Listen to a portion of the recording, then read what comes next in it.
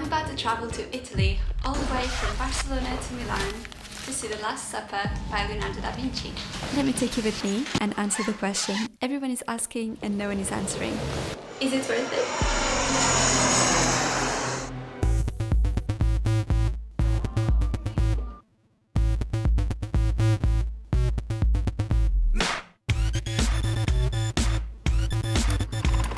And so here I am in Milan. The city is gorgeous, there's so much to do. But if you really want to see The Last Supper, then you definitely want to buy your Last Supper ticket even before, probably, you book your flight. Why? Well, we're talking about one of the most iconic works of art on Earth. The CNN has ranked it the second most famous painting in the entire world, and it's topped only by Da Vinci's other masterpiece, the Mona Lisa. Differently from the Mona Lisa though, which is a tiny painting that hangs in the Louvre in Paris and usually significantly underwhelms visitors for being super small and overcrowded, The Last Supper is supposed to be pretty large, and it's a much more complex and interesting painting with a lot more going on. So because of how epic this painting is, with all its symbolism and intrigue, and we'll get to that in a moment, tickets sell fast. And they also sell a long time in advance. To get your tickets for The Last Supper, you need to know that the painting is located in Milan, on the wall of basically a dining room in a convent, which is the room where monks used to eat their meals, and it's called a refectory. So basically, even though this refectory is often referred to as the Last Supper Museum, it is not really a museum. It's pretty much just a room. So back to the issue at hand, if you're like me and you want to get tickets for The Last Supper, you can find the official link to the real place in the description of this video. You're welcome.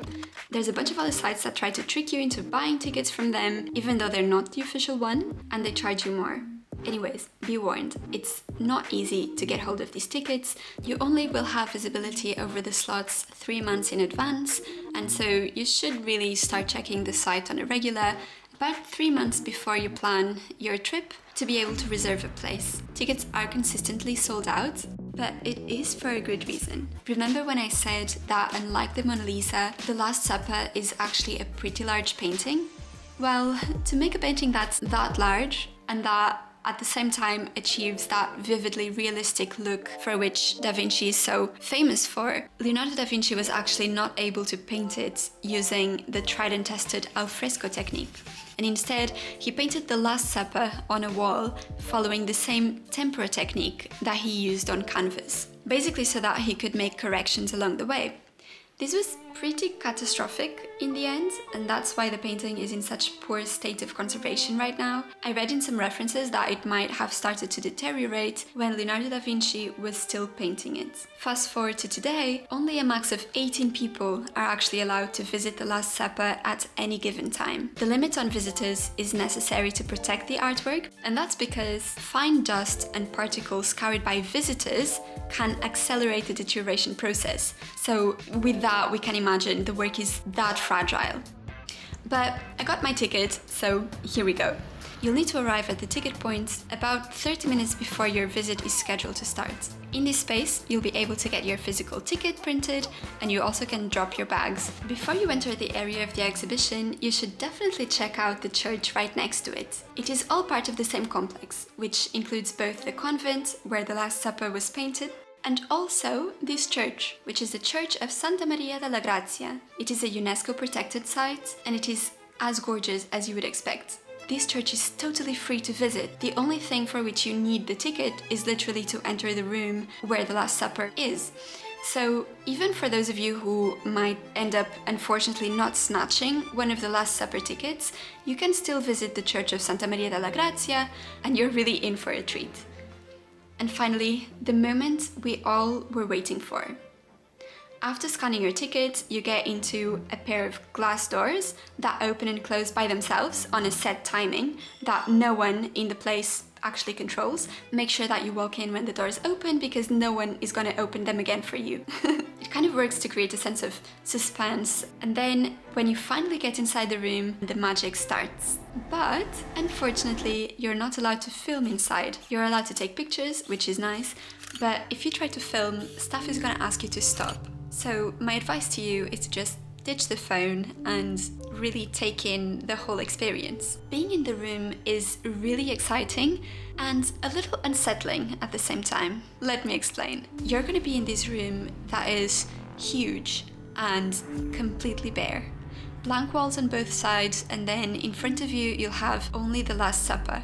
The Last Supper is painted a bit high on the wall, which means you have to look up in order to really appreciate it. And at your back, you'll have a fresco of the crucifixion, which actually no one looks at for more than perhaps 30 seconds. And I mean, maybe they should, especially because these two paintings really work together to highlight what's missing in each other. While the Crucifixion by Giovanni del Montorfano is basically preserved with a level of detail that will really make us envious, the painting actually feels static and a little bit bland, if you ask me, especially when you compare it with the intensity of human emotion and drama that you can see in Leonardo's Last Supper. It's crazy that more than 500 years after it's been painted, looking at the Last Supper, you still feel the tension between all the men portrayed there. Even though on the conservation side, again, the painting is unfortunately crumbling in front of your eyes. When you consider that, it's obvious that the ticket scarcity and the zealousness of the security people is actually justified because the painting is indeed in a pretty poor condition.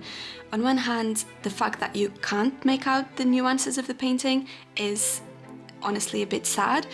On the other hand, after you spend some time with a painting and recover yourself emotionally from the heartache, the painting is beautiful, and it is super unique to be face to face with one of the most famous paintings in the world, and actually to do that in quite an introspective, intimate setting. I can compare it with seeing Picasso's Guernica in Madrid, and it was a pain really. I had a sea of people in the most awkward positions, all fighting for a place from which they could see even a small part of that painting. The experience of the Last Supper is the diametral opposite of that. You're really able to appreciate the painting in all its greatness, though also with all its conservation flaws as well. And I can't remember any other experience where you can actually have the luxury of being one-on-one with any of the most famous paintings in the entire world. I can only describe this as a crazy luxury. I just wish there was more information available to everyone who is visiting. The leaflet that you grab at the ticket house is not very comprehensive, and on the side, the placards with information focus on the attempts of restoring the painting, more so than on the significance of the painting by Leonardo da Vinci.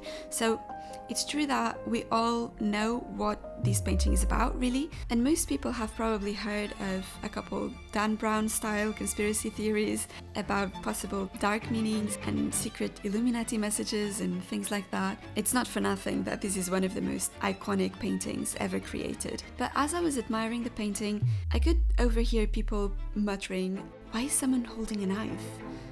Why is the woman sleeping?" And other similar questions which show that they are really not very familiar with the theme and with the painting or, the characters in it. So I think a bit more information would have been really appreciated. That's a shame because basically if you're not an art geek or very familiar with the Bible and you haven't researched beforehand, it's likely that you'll miss out on quite a lot. And there are just a few things I'd love for you to really have into account as you're standing in front of this painting. One of them is just the emotions portrayed here. You have the full range of, rage, guilt, confusion, innocence, and so on in all these characters. That's super interesting, and you can very easily understand what a difference that makes just by, again, turning around and comparing the Last Supper with the blankness of expressions in the crucifixion painting that you see right at the back. I think that's why it's the Last Supper so pivotal in the history of art. Da Vinci has understood that it's all about emotion, what can make a human connect with a mural on a wall. The other thing is, I think it's quite easy to forget that although nowadays we have photography and realistic art, animation, etc., we basically live in a world where it's very easy for you to look at something bidimensional and see a 3D image. Everywhere you look feels 3D. But that was not the case in Da Vinci's time, actually quite the opposite. The representation of three-dimensional space was something quite recent. Even the ones that existed were strictly focused on academic representations of perspective, which typically makes figures look static and pinned down in space in a quite artificial way. And to think that this painting is one of the very first that has achieved this, where although we're looking at a wall, we really have the sensation of being in front of Jesus at his table, surrounded by his disciples who look and feel as if they were just there. That has to have been an incredibly awe-inspiring experience at the time for anyone looking at it. And it's worth remembering this during your 15 minutes in front of it. It is a short experience, so you better have savored it and not spent it staring through the phone's camera, or if you have, you will be reminded that time is fleeting. As you walk out, you'll see a couple photographs from the time of the bombings during the Second World War that will make you sigh with relief that the sandbags that the Italians placed over the wall were effective in preserving the painting, even in its current state. And you'll also see a couple photographs of the various personalities who have led conservation works at the Last Supper. One of them caught my eye because there's a quote by him, who was the lead restorer at the time, saying that he self-identified as a failed artist, which I find a very interesting concept. To end the video in style, is visiting the Last Supper worth it? Is it worth it? I tend towards the yes. Firstly, because the experience is pretty unique. It is absolutely worth it to spend 15 minutes of your time in Milan in front of the Last Supper. There's no question about it. And also, at 15 euros per person, I would say the price is fair, especially considering that you will be with a maximum of only 17 other people inside. That is the definition of luxury in these times of mass tourism, so I would say go for it. On the downside, I think it's a huge stretch to call Santa Maria della Grazia a museum, which is kind of how it's referred to. Unfortunately, it is not very well curated. The information is really lacking. The experience could be improved, but I think I would still recommend it to pretty much anyone. I hope this was helpful. Let me know in the comments what you think, if you've visited or are planning to visit. Do you agree it was worth it? I'd love to know your thoughts.